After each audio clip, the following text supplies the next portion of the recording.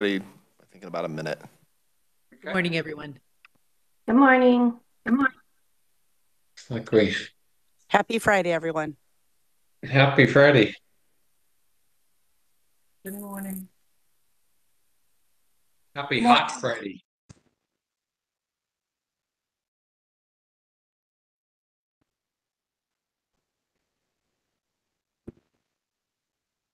It was 101 here in Old Dodge City yesterday. Supposed to I think we had a be 117. 95. I think we had a 117 heat index yesterday here in Topeka. At least that's what the news reported. It's steaming. Well, and the news is always correct, so good for them. Well, I'm going to call the meeting to order, and first thing I'll do is go through and just do an attendance, run through the roster. So get that recorded for Connie. So Sandra. Here. Robin. Here. Gary. Here. Lori. Here, I'm here. Monica. I'm here. Sarah. Present. Michael Brower. Here. Mike Kage.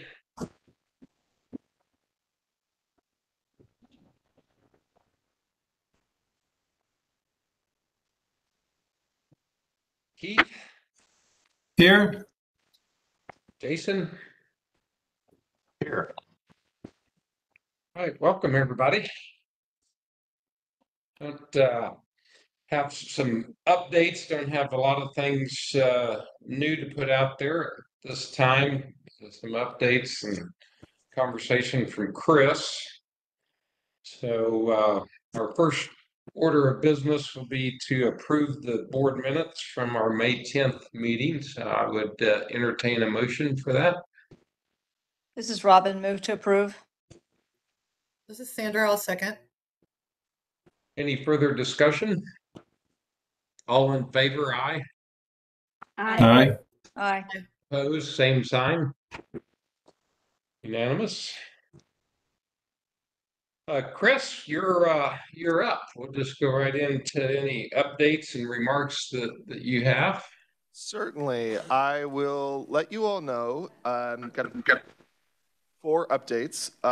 First and foremost, I am dutifully watching the Supreme Court to see if the Purdue bankruptcy decision comes down. It does not appear that it has come down yet in the 3 minutes since we started this meeting. But they are announcing opinions right now, so I will let you know if something happens there. Just so you all know, the reason we're watching that is if the Supreme Court affirms the bankruptcy plan, money could start flowing theoretically within the next 12 months.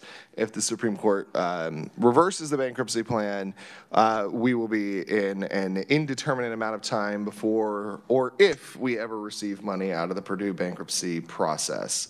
The second update is I don't know if there was press release on this or not, but Kroger, we have reached a settlement with Kroger. That's going to produce money over about 10 years. The exact dollar amount I think is not yet announced, but I can tell you it's in the neighborhood of another $10 to $15 million. The big step here is that we are still working through the subdivision sign-on process, which the subdivisions have received notice about this process. That's why I'm talking about it publicly at this point. So that wouldn't produce any money for this group until December, I think, at the earliest, but I wouldn't anticipate anything until 2025. Third thing, the state subdivision utilization report, we are working on getting that out by July 1. That is my goal. There's been requests for that report from both the public and from the media, so we want to get that out. This first iteration of the report is likely not going to be as useful as I hope future iterations, and what I mean by that is that it will be a PDF. that I hope to be able to do something more like a Tableau or some kind of online tool for exploring those results, those reports in the future. But right now we're trying to just get the information out rather than trying to get a tool put together. The other long-term goal, and I think you've all heard me talk about this, is I want to get that information out in as many convenient ways as possible without expending opioids dollars on that particular project, so we can reserve money for actual abatement and harm reduction. The final thing is that, as we've talked about in the past, Krista and I are working on updating guidance for subdivisions. One of the things that I will let you know is that subdivisions are also asking for training on that particular point. We've talked about doing some regional training or some remote training for subdivisions. So I anticipate we will continue working towards getting that training ready to go for late summer, early fall, so that we can have training that we can share with our subdivisions on how to actually utilize these dollars. I think that's all of the major updates I have about money, about settlements. One just point for everybody to be aware, we do now have a tool that we can project for subdivisions how much money that we would anticipate they will receive over the life of the settlement program. What I want to add to that statement is that if any subdivision asks for that report, there will be a long list of caveats about why that report will not be we cannot guarantee the accuracy of that report for the full lifetime of that report, largely due to the major reasons we've discussed, such as prepayment, bankruptcy, and just other potential things that can adjust the amount of money that we will ultimately receive. But we do have that information available because I know that cities and counties have to do certain budgeting processes by statute that they need that information. And so that information will be made available to subdivisions that request it. Lastly, and I know that I said I only had 4 things, and this is thing 6, but that's the way attorneys go sometimes. We have, as of this year, we will receive the vast majority of the money we will receive in any one given year. That's largely due to the prepayments and to the Walmart settlement. And I believe we've already transferred a substantial amount of that money that we've received to Sunflower, if not all that is to be transferred to Sunflower, I believe has already happened. And we will anticipate receiving a few more payments after the start of the new fiscal year, which will be transferred to Sunflower shortly after receipt as well. Hey, Chris, this is Sarah. If a city or subdivision, as you're calling them, city or county, should want to have that access to that projection tool, is there a format that you want them to fill out to let them know, to let you know? How is it that they let you know? Just email Nancy or I, preferably both of us, and we'll get it to you with the long list of caveats that goes along with that report. And we'll just, it's literally just a spreadsheet. We'll just pull their line item out of the spreadsheet and give them that projection. Yeah, great. Thank you. I will let cities know. Thank you. Other questions for Chris?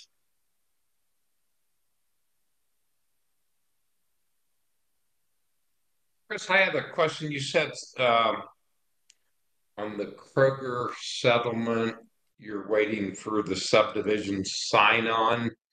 I know that we had a period of sign-on for the subdivisions initially. Is this an additional sign-on? This is, each of these settlements is modeled after the original distributors and J&J settlement, or settlements. And so this is, it's more of a perfunctory kind of belt and suspenders approach. Technically, all of these subdivisions have already agreed to participate in the settlements, have assigned their claims to the AG's office. But mechanically, it is generally viewed by the settlement administrator and the defendants as a better step for their purposes to just have the subdivisions fill out an electronic form. It takes about 2 minutes per subdivision. So subdivisions that did not sign up before, would they be eligible to sign up for, say, no, this is Yeah, this is only the subdivisions that had previously signed up would be eligible to get any money out. Because the money they would be receiving is out of the Municipalities Fights Addiction Fund, and that's governed by the Kansas Fights Addiction Act. No new subdivisions are eligible to sign up. So this is really only the ones that had previously been participating. And that's a project that Nancy and I have done a couple of times now. Largely Nancy, I'm just throwing myself in there for purposes. But this has been a project that we've done a few times, and we know what's going on here, and it's just a matter of following up with the subdivisions and making certain they e-sign a document that the defendants want. Thank you. Other questions for Chris? Thank you, Chris. We'll move right along to item 4, which is update from Shauna on our financial picture with what Sunflower's been doing with our funds, and I think there was an invoice in there for services rendered. So, Shanna in the room. Good morning. Thank you, Chair. Shanna Zimmer with Sunflower Foundation. Here to just give you a brief update from a financial perspective. We'll begin with the fund balance report. To date, total account deposits we've received is $69,692,135.52. Our total net interest earned is $1.6 million roughly. And regarding that balance, our historical interest rate has been about 4.55%.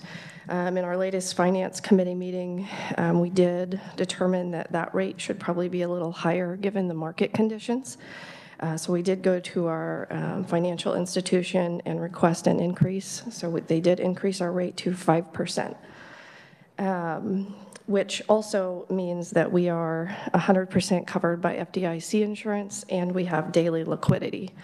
So we can pull out any or all funds within a day. Also, regarding grants paid to Sunflower, the total is $1.8 million. That does include the $1.5 million for the needs assessment. Also, total grant payments issued as of May 31st is $7,199,867. That is cash out the door to your grantees. I do have an earmark for a hold for the remaining balance on RFP 1 and 2. The note on RFP that I would like to also bring to your attention is that $1,693,000 for RFP 2 does include the payment that went out for May. So the bank balance is correct, but it had not been reconciled with Flux. So the total amounts for payments issued, that $7,199,000, and the 2 holds should be equal to the total of grant that are board approved. So that would show you what's been issued in payments and what's outstanding.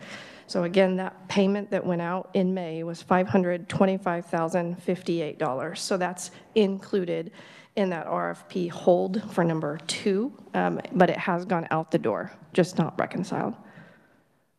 Questions? Thanks, Shanna. Any questions for Shanna? Okay, seeing none, we'll move to the invoice. This should look pretty similar to what you've seen in the past, with a couple of clarifying points from us. In the past 2 years, we've gained a better understanding of what it takes to assist in our admin support. So we're trying to drill in to the total package of what it includes and what it requires to deliver a high quality, high efficiency, highly effective program to help give you the best support in timely ways. The direct administrative support fees, which includes only the direct portion, is what we've historically charged. There's no difference here. It's just updated for actual expenses incurred in Q1. So that's January of 2024 through March 31. That includes salaries, benefits, staff training, the Flux grant management support system, some direct professional development that's directly attributed to KRISTA, ALISTA, and those that are providing direct support to this project. Earlier this year, we did make a request to Chris and the Office of the Attorney General to have a 10% indirect rate included. If you recall, this is also the same rate that's been board approved for all of our grantees as well. So just to offer some differentiating comments on direct versus indirect, I gave a brief description of those expenses that are direct. Again, those are direct salaries for KRISTA, ALISTA, their time-related benefits, the Flex software, some office supplies that are required to do their daily jobs. More specifically regarding indirect rates, that includes administrative and overhead expenses associated with providing grant support. More specifically, it includes oversight of the funds by the Finance Committee, building and maintenance expenses, including utilities, janitorial services, security, insurance, such as D&O, P&E, grounds maintenance, and communications, all of the things that assist with covering business-related expenses in relationship to those direct expenses. So Sunflower is requesting a grant for the total direct expenses required $90,626.38, along with a 10% indirect rate of $9,062.64, for a total of the number that's really in your packet, $99,689.02. I would be open to any questions. Questions for Shanna?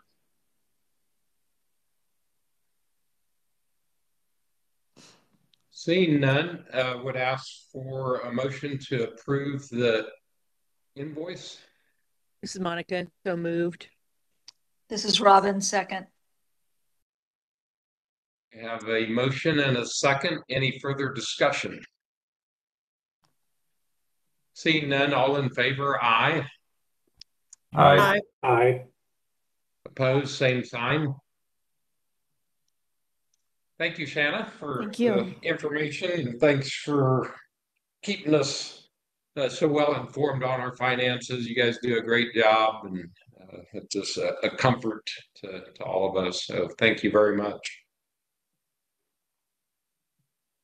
We will move back to Chris for a discussion in regards to the for-profit.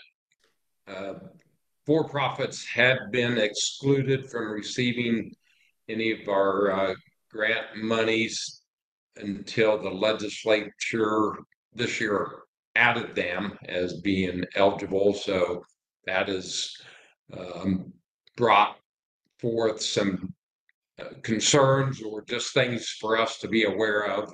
And so Chris is going to cover those and bring items that we might want to discuss or at least be aware of. So Chris, we'll turn it over to you.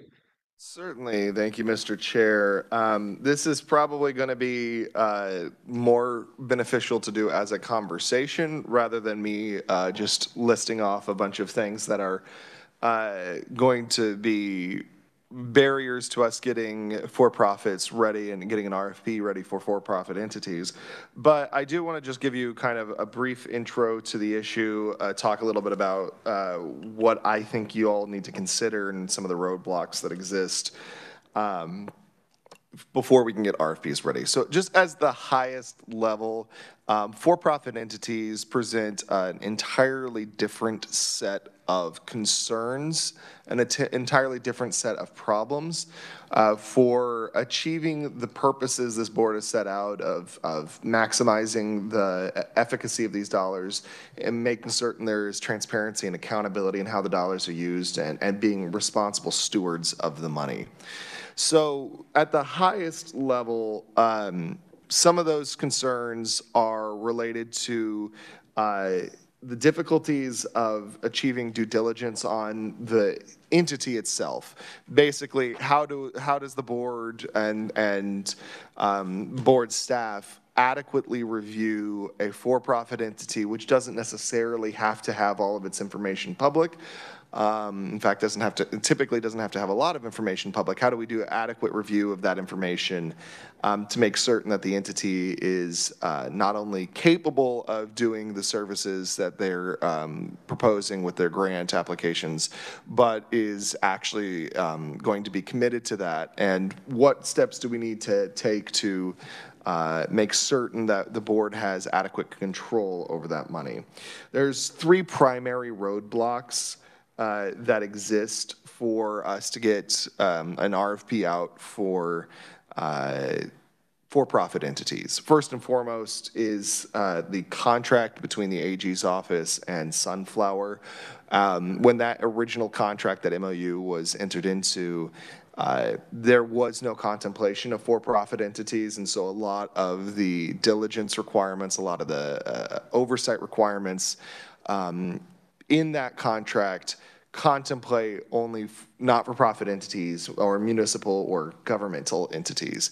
So there needs to be a review process and amendment process, which Sunflower and the AG's office have begun to make material changes to that MOU to allow Sunflower to do the work they need to do in order to actually do that diligence. Second, we have contracts that we enter into with grantees.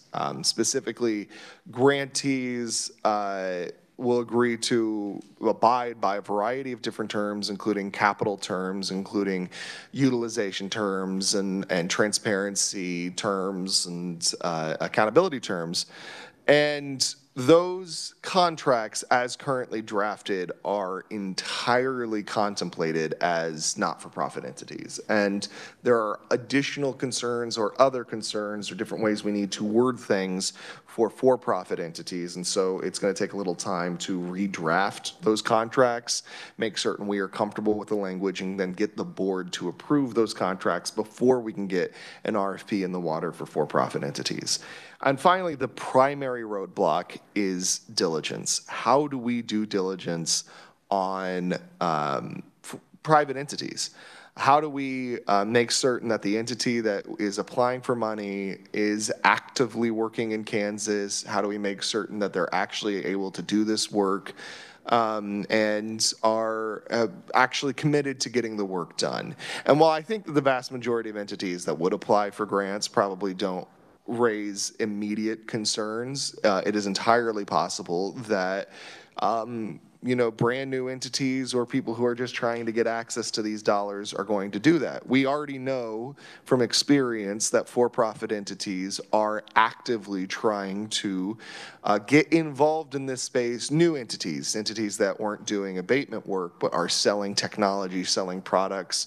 I swear I've seen products from for-profit entities to involve the blockchain in this sort of stuff. So it's a real process for doing due diligence, and so we're going to have to make decisions on how to do that due diligence. So the board is going to have some decisions to make, and I think this is where the conversation part of this is really going to be important, about what terms, what rules do you want to impose on RFPs for for-profit entities that are either consistent with or distinct from the same rules that we impose on not-for-profit entities. The board does have rulemaking authority to effectively make rules on how we issue grants and how those grants are to be utilized through that RFP process. And so those rules, just to kind of start the conversation, can include things like mandatory transparency for any for-profit entity that applies. And that means we could require that a for-profit entity is willing to turn over some part or substantial part of their finances for Sunflower to be able to do due diligence on those finances. But that transparency doesn't stop on just finances. It could also require openness on how they're utilizing the dollars, access for the board to be able to review the for-profit entities' utilization of those dollars throughout the life of the grant or in a post-grant review. Accountability is also another aspect here. While accountability for not-for-profit entities has largely stemmed from agreements related to clawback, as well as oversight in the form of mid-grant and post-grant progress reports, the board could adopt more stringent accountability requirements for-profit entities to make certain the money is being utilized properly. A couple of other problems is that the board will really want to consider imposing strict limits on the dollars. For-profit entities, obviously, are required to seek profits. They are required to provide services or goods to seek profits. Profits is the primary motive for that entity's existence. But these dollars, these opioids dollars, are not intended to act as profits for a particular entity. They are intended to go towards abatement or treatment or recovery or all of the other terms that we've used about this process. And so the board really should give deep consideration to setting restrictions on the utilization of these dollars within the for-profit entity. That could include language, anti-supplantation language, anti-profit language, in the sense that these dollars do not go towards profit making purposes. They are going towards services, things like that. And a few other things that may not immediately have jumped out to you all when we talk about for-profits, but they jumped out to me. We want to talk about geographic limits. One of the ideas is that if there's a for-profit entity that is taking these dollars and transporting them out of the state, we want to make certain that the dollars are actually going towards services in the state. And likely you might want to do that in a way that's a dollar for dollar kind of accountability, that, you know, we don't send $50,000 and we get $20,000 of services in the state. And finally, just some basic, business diligence ideas that could be built into an RFP, specifically things like the business must have existed for a while or have a good faith basis for being a new business that can actually do this kind of work.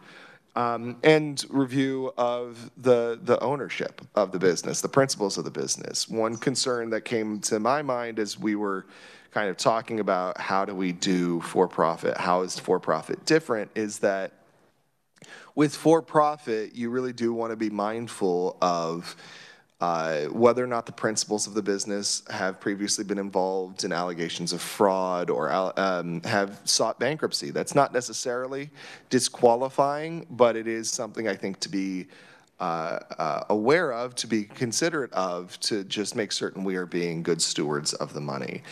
These are all kind of value judgments for the board. It's not, I can't tell you that you can't utilize the dollars on for-profit or things like this. But the strong guidance from the settlements and the kind of language that we have used as part of the settlement process is trying to maximize this limited resource. So when it comes to for-profits, the board may want to consider making stringent requirements as part of that RFP process. I want to stop here because there's probably more we could talk about, but I want to open that up to conversation, questions, those sorts of things. Chris, questions for Chris or comments? This is Lori. I have a question overall. Can we just talk about so we're all clear what our goal is for being able to include for-profits in the grants that we make? Because I think if we have that in mind as a basis, that could help guide the discussion. And if I can add one just bit of information on that before the board starts that conversation.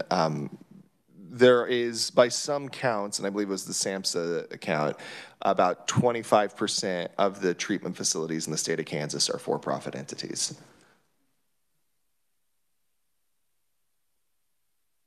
So I'll jump in. I don't know if the goal is any different for-profit or non-profit.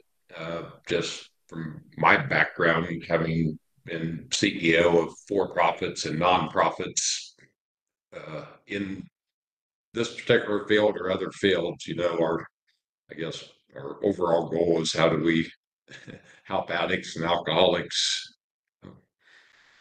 through these funds. So that's just my 2 cents on that. Anybody else have comments as far as our overall goal? This is Monica. Chris, thanks for, it's such a big topic. Thanks to you and Sunflower for chunking it out to be able to think about it, right? And I agree that the goal is to get things to people, right? I agree that that is the goal. Get stuff in the right place at the right time. What I keep having swirling around in my head is, living in the world of Department of Administration, Kansas Department of Administration processes, they work with for-profits and nonprofits. And I'm just wondering if there's anything to replicate or not replicate from that process. I don't know enough about it to even, I just know that it's every day as a nonprofit or as a municipality, we compete with for-profit organizations, and Department of Administration seems to have a system for that. I just don't know what it is. But as for the goal, again, getting things in front of people is what I hope we can do. I appreciate knowing that 25% are for profit. I didn't know that, so thanks for that. And I think anything we could have as examples of a for-profit company that is interested in this work would help me be a better board member. I think about early on, I was approached by a lab company that did data analytics basically from lab work. And at the time, I said, talk to talk to Sunflower, but I was thinking to myself, this does indeed pose kind of a weird situation. For me, if a for-profit has an innovative, creative idea that they can get on the ground, I feel like we can work through the mechanics of due diligence. Thanks, Monica. Other comments or questions? This is Sandra. That's a really good question to ask. And what is our goal for this? And I think about access. So if I were looking at some of the for-profit entities that provide treatment, for example, it's really difficult for folks who don't have the means to get into treatment. And so one thing I think about is this an avenue to increase access for some of the most vulnerable to some high quality treatment? So that's a comment. My one question that I wrote down, Chris, and there may not be an answer for this. This sounds different than the nonprofit side. It sounds complicated. It sounds like a lot of additional work to be done to vet these and monitor these and hold those grantees accountable. Will this result in us needing to increase our involvement with Sunflower financially to manage a different type of animal? And probably too early to answer that question, but that's what I thought of. There's a lot more stuff here than what we've been doing for the past year. I can tell you that I think it will require more work on Sunflower's part. I don't have an idea of what that scale looks like. I couldn't tell you a number off the top of my head, but just based on the additional work and the different kind of work. Sunflower has experience and worked with not-for-profits all of the time. For-profit work is new and novel for Sunflower, and so I think that, yes, I do think it would increase the financial involvement with Sunflower. One thing I do want to flag in that space is that there is a lot of kind of early work that we're going to do to make certain that none of the for-profit work jeopardizes Sunflower's status as a not-for-profit There is just a lot of legal work we need to do on between Sunflower and the AG's office to make certain we are not jeopardizing Sunflower by doing this work. But your instinct, I think, is correct that it will require additional resources. Other questions or comments? I have a question, and forgive my ignorance here. You know, I've worked in academia for 20 years. So if we were to give a grant to a nonprofit to develop a innovative something, a technology or, you know, whatever it is, and then they went on to, you know, grow that, and it became a thing that they brought to other states and made a lot of money off of. How, would the benefit to Kansas only be that we originally, you know, had the access to this technology, or would we be able to put some kind of stipulation that, you know, future profits should come back somehow to the state? Or I don't know. I'm just wondering, in that scenario, how does that work? No, that's a really good question that kind of gets to an adjacent issue of capital expenditures. Right now, the RFPs, correct me if I'm wrong, Sunflower, but I don't think they contemplate some kind of property right for the state or for the board in any kind of development by an organization, largely because I don't think we're looking for those kinds of that type of innovative solution just yet. I think that would require more thinking on our part on what does that look like, because it kind of sounds like the board taking a property interest in the technology or the approach that is novel, and I don't think that is what we have ever contemplated the board's role would be. I'm going to stop there because I don't have a good answer. What I'm going to say is, before we do innovative approaches, specifically looking for new approaches that have not been used elsewhere, not just new approaches that have been used somewhere or have been developed somewhere else and then they want to apply them here. I do think that is a concern and a consideration that we should work through before an RFP targets that type of work. That's my best non-answer I can give you. Thanks, Chris. Other questions or comments? Pat, I'd like to hear from Sunflower if they're ready to talk about this, and they've obviously given it thought. Before we jump to Sunflower, there was one thing I did want to just tack on there. I do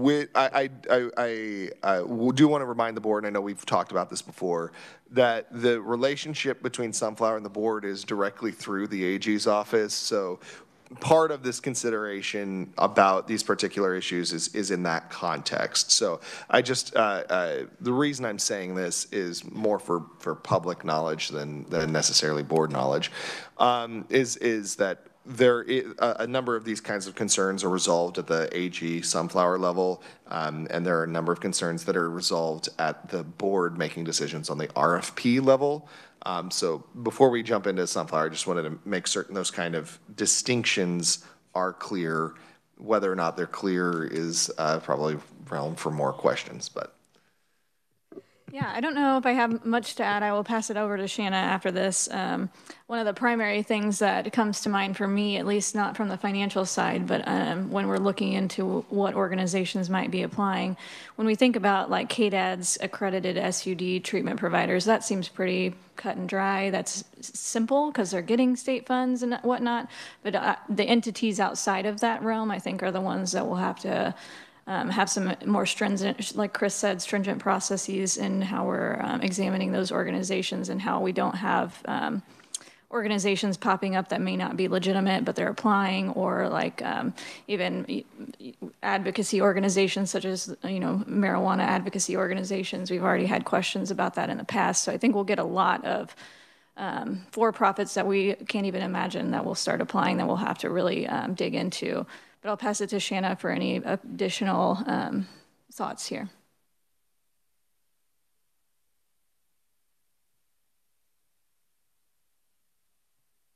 Krista, Brandon, and I had a discussion about this, and while the process itself would be very similar in terms of the documents we're looking at, the processes, it's just that those things have to change and be updated that are specifically tailored to for-profits. Since we, entered this knowing that it was exclusively nonprofits and municipalities who were eligible. And when we started sitting down to talk about those differences, it's a time factor, so we need some time to update things. We don't want to just jump in and then look back and have a lawsuit maybe on our tail about threats to who owns what in a dispute, and we don't want to get into that. We want to proceed cautiously, but also be accommodating to the change. We want to make sure that those that are interested are eligible, have a fair chance, that we approach it from an equitable position, that like we do all the other grants. We just need some time to incorporate the change. And other things in the way of just general education. Chris touched on a lot of major points regarding inherent differences between the types of organizations, who they serve, their goals more specifically. But things like Comacora, that's not everyday language to the public entity, to the private for-profits, for example. So part of it will be also surrounding this package with some education around what does that actually mean? How will their entity be reflected in the public eye that might be different from what they're used to? So keep that in mind. In regards to capital, we do want to make sure that, like we did with nonprofits, that those entities are not able to wash the abatement provisions, and that, intrinsically speaking, if I were a for-profit entity and I had the opportunity to buy a building and get some extra capital money to go in that and turn it for a profit, I'd probably be inclined to feed my shareholders additional profit, because that was the goal of the organization. So not saying that's prohibitive, it's just we want to be cautious about proceeding forward. And lastly, I'll be brief here. We also want to make sure that our service maintains the high quality, effective means that you require, which means just that added time for, Chris spoke about it regarding bankruptcies, but also any tax liens. So the tax implications for those types of entities are inherently different. A nonprofit entity might have a tax liability given UBIT, which is unrelated business income, which is rare but does happen to nonprofits who are investing in the for-profit space. But for for-profit entities, their tax implications are much different. So they're not exempt like nonprofits. So just being able to back the bus up, make sure we're covering our bases, we're examining things from a legal perspective, we're working with Chris, and we're also giving all grantees a similar experience. So whether you're a for-profit or a nonprofit, we're still checking all of those boxes. We're going through the processes that are required for both so that we're not discriminating. That if either organization or any type of organization has a question about the process, they would get a similar answer. So I think if there are other questions, I'd be open to them. But again, just here to help inform, educate, and then implement what your desires might be. And if I can hop in there, just one thing I do want to note is that Sunflower's been very willing to do this work, but a lot of these concerns are stemmed from the AG's office about just how to do this correctly, right? Like, I know I've talked about this, and I know you all know this, that I've been doing this for 5 years, and I'm very conscious of trying to be a very good steward of these monies. And I got into law because I have a lot of anxiety, and so I use that I use that anxiety to make certain that we're doing things the best way that we can. And so a lot of these concerns are not stemming from Sunflower, they're stemming from me and making certain that we're doing this correctly. And so that I want to just be very clear that we're going to try to do this right, but that's why it's taking time. Chris, I don't want to feed Questions or comments? I just said, Chris, I don't want to feed your anxiety, but thank you for being very cautious. Yeah, I also appreciate your caution, Chris. And so if our initial thinking here is really to, I think as Krista was saying, to think about, okay, can we open up some grants that would allow KDADS certified treatment agencies who are private for-profits to also maybe expand how many beds they have or whatever. Is there a way we can, would we entertain like doing this in phases maybe, and making a first phase of really narrow focus on the for-profit entities that we would open up grants to, and then in the kind of see how that goes, and then in the future maybe think about expanding to other types of private entities? It's a question.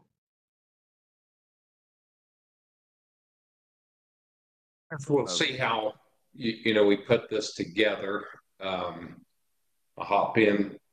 I don't disagree with diligence. I just wonder if we're complicating something that's not that nothing's easy, but it's not that complicated. And agree with Monica when she said, like the Department of Administration, they deal with this all the time. I was thinking, my time at Commerce, we dealt with probably more for-profits than nonprofits, but we had, very good due diligence and reported to the legislature. I even wondered other states, we could probably lean on some other states and see, what processes they use, or the feds. The feds, award grants, monies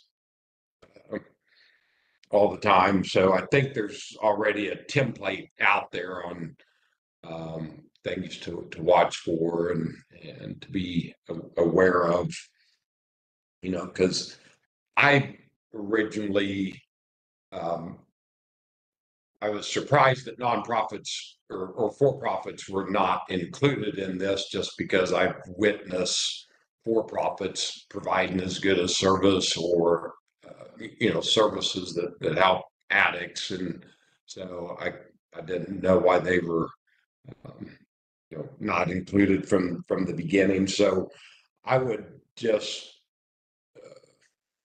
encourage Sunflower and the AG's office to perhaps reach out to some other sister organizations within the state to see how they do their diligence. There's bad actors, whether it's for-profit or nonprofit, have 110% confidence in Sunflower, and they've proven over many years that they're very capable of this diligence. But so, my comment, I don't want to make it more complicated than it is, especially if there's already a template out there for our diligence with the for-profit entities that will now be eligible. My 2 cents worth. Other comments or questions? So this is Keith.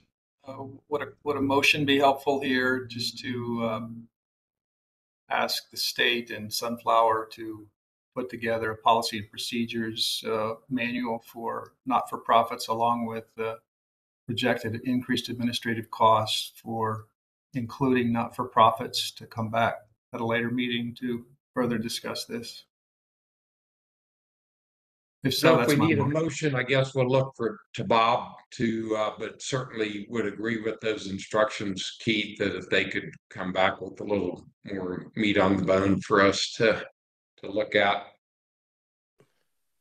Thank you, Mr. Chair. If the board is going to give a particular direction to Sunflower to produce something like procedure guidelines or something like that, a motion would be helpful.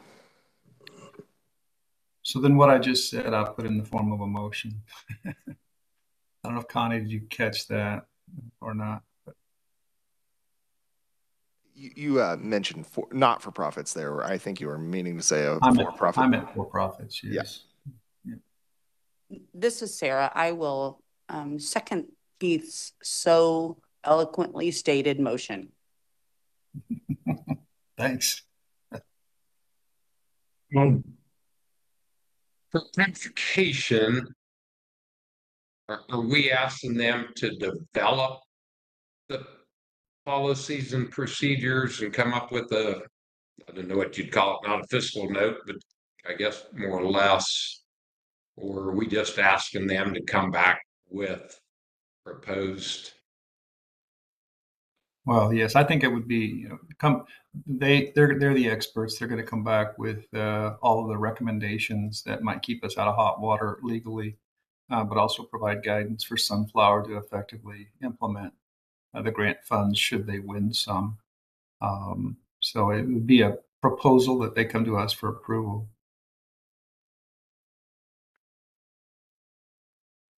We have a motion and a second. Any further comments? All in favor? Aye. Aye. Aye. Aye. Opposed? Same sign. All right. Well, we'll look forward to some recommendations, and then we can look at that at the next board meeting, or might take you a couple months. So I appreciate the discussion around this. And we'll get something in place that protects the dollar, but also allow for any entity that can help in our overall mission to have access to those funds. So thank you very much for raising this discussion. And if something comes up with any of the board, obviously reach out to me or Krista or Chris. And we'll put something together that's workable. Moving right along to item 6, which is discussion of the grant awards. Any updates that you have, Krista, that you want to put out there? Yeah, I'll start off. Mine will probably be shorter than Alyssa's on the needs assessment, but we don't have a whole lot of updates on the grantees. However, we do have all of their 6-month progress reports that have come in that were due. They've been received and approved. We have just 4 grantees that are on a longer timeline, so they're not due until June 30th, but everybody else has come in, so that is available for board to see all of the financial and progress reports, those 6 months progress reports that have been approved in the Flux system. So you all should be able to see that if you want to see those progress reports. And then just a reminder that the RFP 3, which is focused on treatment, recovery, harm reduction, and linkages to care, opens on Monday, June 17th. And there'll be a press release from the AG's office, as well as like an e-news blast that will go out from Sunflower to the KFA listserv that have asked for updates on KFA through the Sunflower website. So they'll get that e-news that way. And then our webinar for that RFP is on June 26th at 1 o'clock. I think that's all I have until updates from Alyssa, if anyone has any questions on those pieces. Questions for Krista? Seeing none, Alicia, you want to give us an update on the needs assessment? Yes, good morning, board. So I have some logistical updates to provide today that I think may be helpful in kind of understanding where we currently are in the greater process of the project, and then I'll get into a few details around some activities and events that were hosted. So speaking kind of like on the logistical end, a lot of what my role is with this project is really ensuring that not only are we staying true to the project's scope, but staying true to the spirit of it. So really ensuring that we're getting that deep dive of information for the board.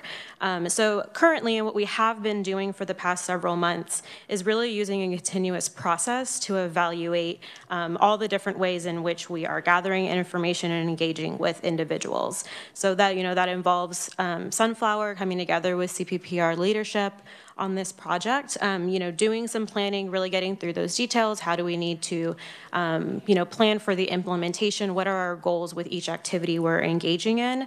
And that does include thinking really big picture. So again, taking that step back and looking across all the continuums we're interested in and ensuring that they are going to feed into each other in the way we envision it, but then also those really specific details. So, you know, when we are hosting a public webinar, how do we plan that? What's the execution on it? What is our strategy and our goal for that?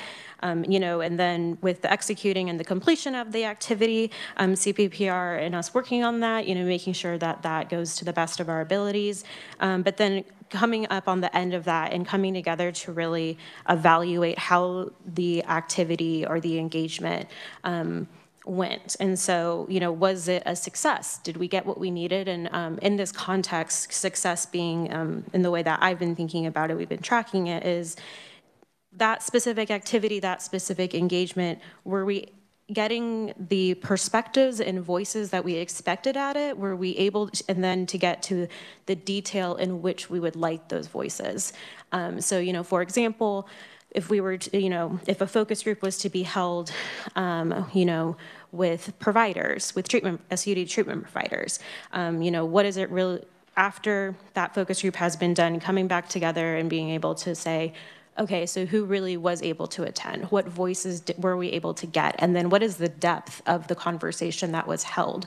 Again, to be able to go back to that planning process. You know, maybe it was a really great activity. We were able to get, you know, we view it as a success by those metrics, but then, you know, also like understanding that not everything goes perfectly the first time. And so going back to that planning phase and saying, okay, we missed these voices, we missed this perspective, or, you know, the conversation maybe was a little bit too high focused. It was not as granular and deep dive that we really need to best understand how to get to solid recommendations for their area.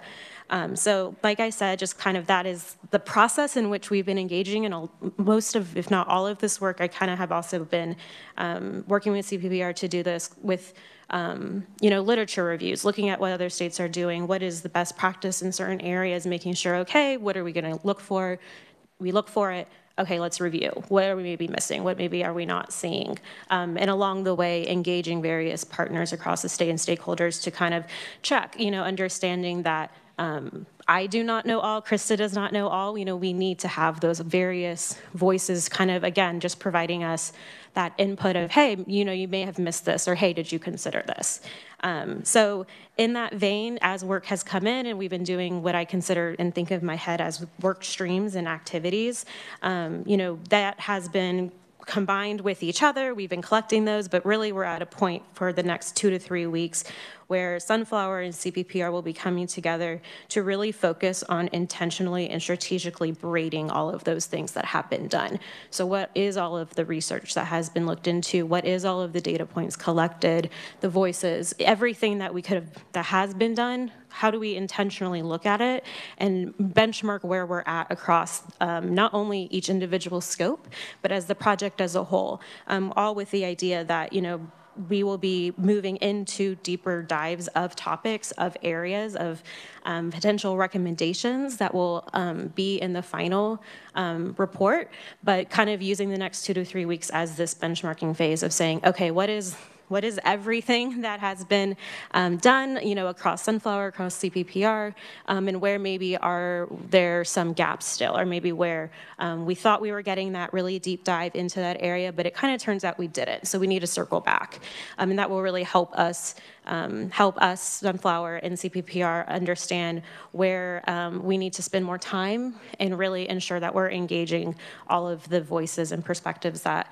we would like to, and we know the board are very invested in. So next week, Krista and I will be attending a meeting with CPPR staff to really get into that deep dive here. They're referring to it as convergence meeting, and so that will really help us understand, again, that full breadth of everything that has been happening, and, you know, confirm what we do know. And then CPPR leadership with Sunflower staff will get together for that bigger strategic planning meeting. And that is when we will really focus on, okay, this is where we maybe are missing some information. How do we kind of get deeper into this area and set those priorities to begin what we have been referencing as that deeper dive, going that step further from a typical needs assessment to identify how do we really make that systemic change for our SUD system. And again, all with the priority of staying true to the scope of the project as the board desired. And I'll pause. I'm not sure if there's any questions on any of that before I move into some just general details on some activities that have occurred. Yeah, Alyssa, questions?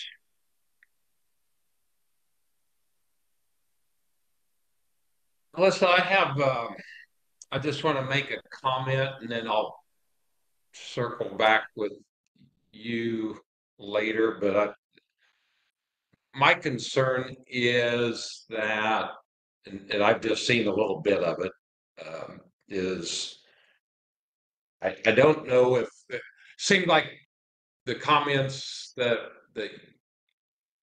the assessors are getting are from the usual players. And so I wonder if we need to think more outside of the box.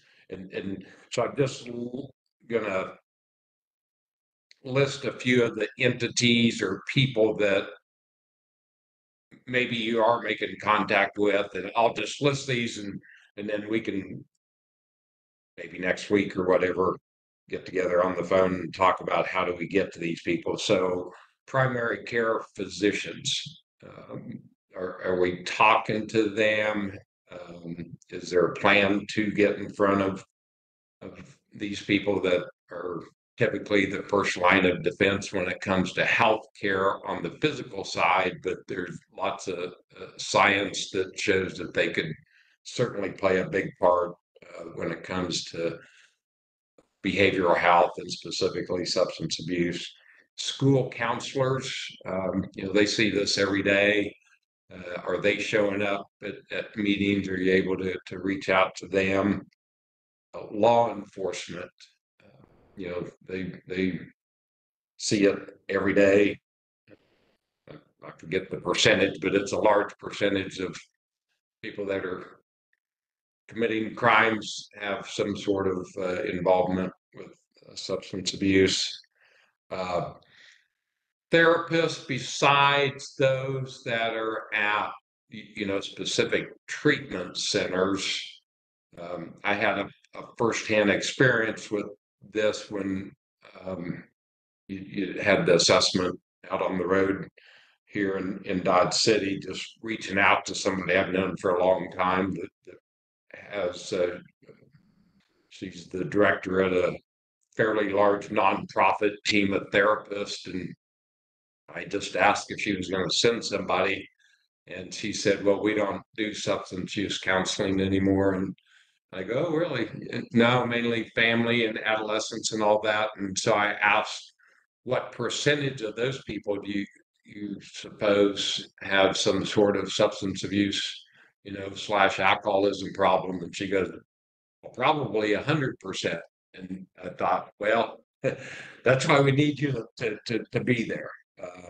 Judicial judges, county attorneys, are we hearing from that? And then the drug courts that we have around. So there might be more, and encourage the board if you can think of some voices that we need to be trying to get in front of and getting their input as we go forward, to send those to me or Krista or Alicia, and I'll follow up specifically on these and try to come up with ways, or maybe you're already reaching some of these people that could have some valuable information. So I'll pause there. Anybody else with questions or comments for Alicia?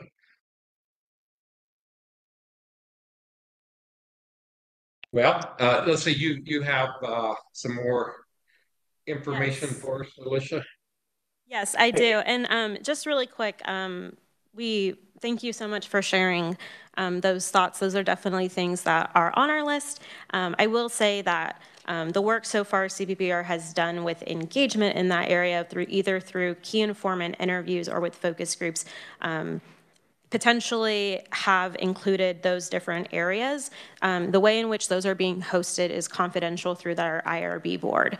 And so they aren't able to provide us a list of exactly who they have spoken to through those processes. We will, once those have wrapped up, get like a general report of here is, you know, kind of like you're saying, like they might be able to tell us, you know, we spoke to behavioral health providers, we spoke to people at the school, we spoke to law enforcement, but we won't be able to, and at this time, you know, we haven't been able to really get into the minutia of who did you speak to, where were they from, what did they exactly say, just because of those confidentiality pieces that come with the IRB board. And so that's really where Krista and I's priority is you know, the next 2 to 3 weeks, really planning out what we are kind of considering more conversations, more workshop type conversations that, you know, will fall out of the purview of that true confidentiality that, you know, these focus groups and interviews have fallen under. So not only are we able to sit in, but we're really able to ensure we're getting to that level of detail that you're speaking to.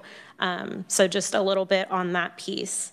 For updates, so on May 12th, we hosted, CPPR hosted a webinar focused on the youth perspective on substance misuse prevention. So they hosted a panel of students to gain that firsthand perspective on what they're doing. And so we had local youth participating. They were from youth-led organizations in the state, and they had their adult advisor on as well.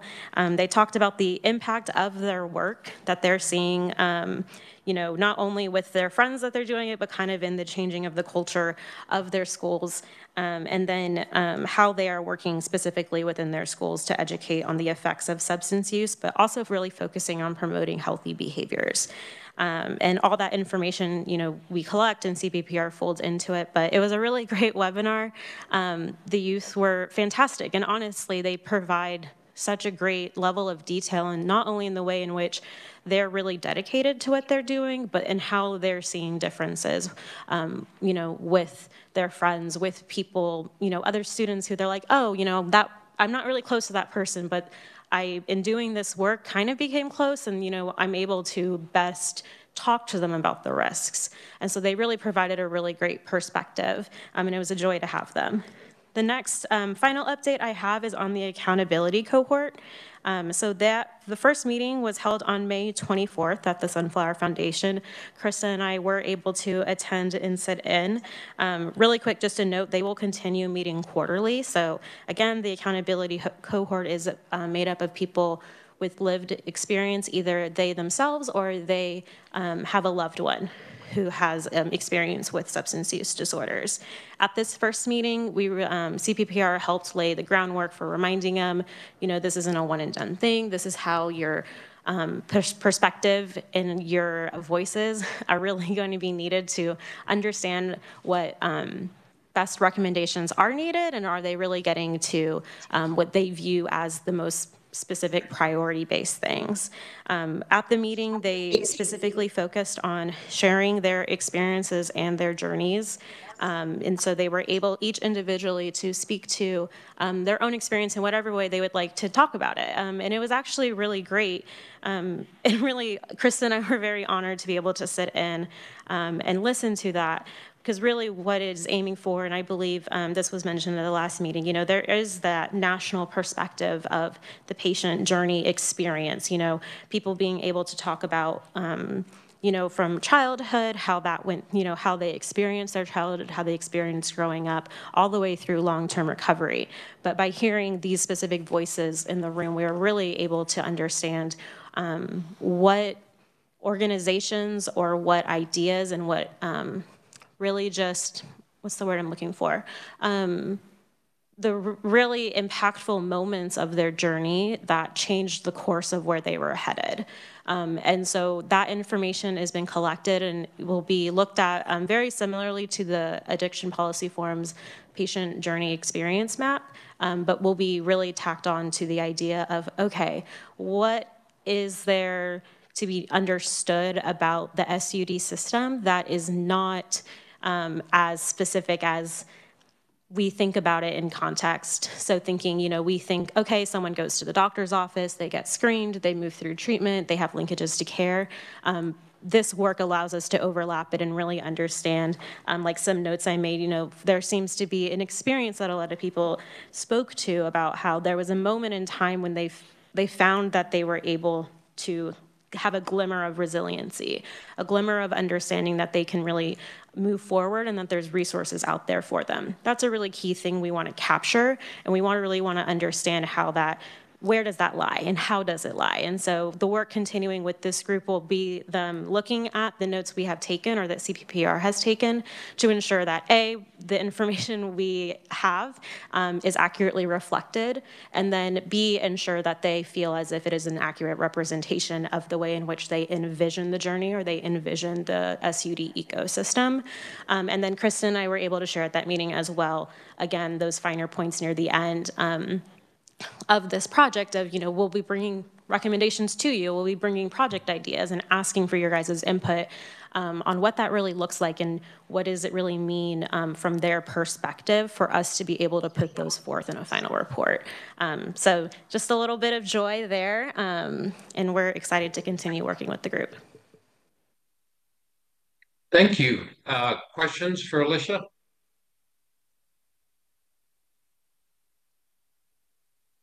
Thanks for the update and the good work, and I'll circle back with you next week and talk about just some of the things that I brought up before. What day are you meeting next week?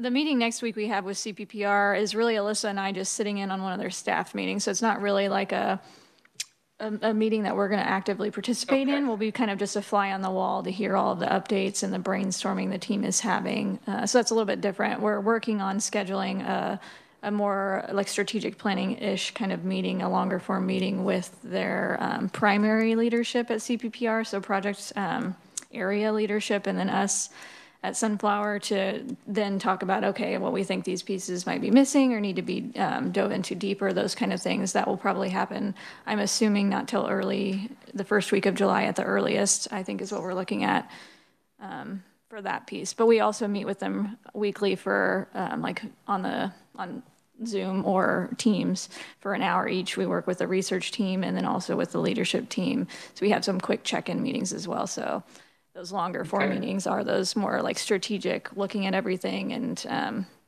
diving deeper into the topics. Thank you. Thanks for the update on with our grants and for what we have going on with the needs assessment, and look forward to pushing forward.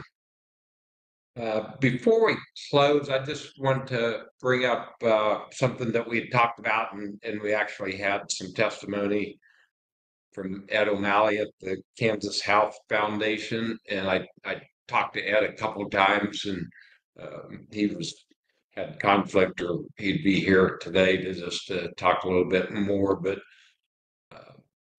I would like to propose that perhaps, and then I need to work through this with Chris, but maybe somebody from our board working with Krista would interact with the same from the Health Foundation.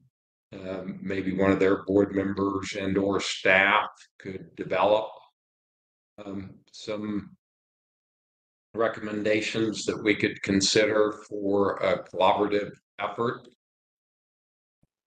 So if there's any comment, or just nod your head if that sounds good to you, and then any of the board that might be interested, please let me know. And just you know what, an informal working group that would bring forth some recommendations. I feel like that would be the best way to get some traction. It seems like our conversation before, everybody was in favor of doing some collaborative efforts, so we can put some some thought into it, several people that we would rely upon to bring forth some recommendations. So that sounds okay with everybody, I'll talk with Chris and Robert to make sure we don't want to get out of bounds on doing that. Yeah, I think we can, Pat, you and I can talk about just what the bounds of that would look like, just so that we don't we can't do anything that would inadvertently circumvent the grant making process. So yeah, we can talk about the bounds of that, but I think I'm happy to talk with you on that. Okay.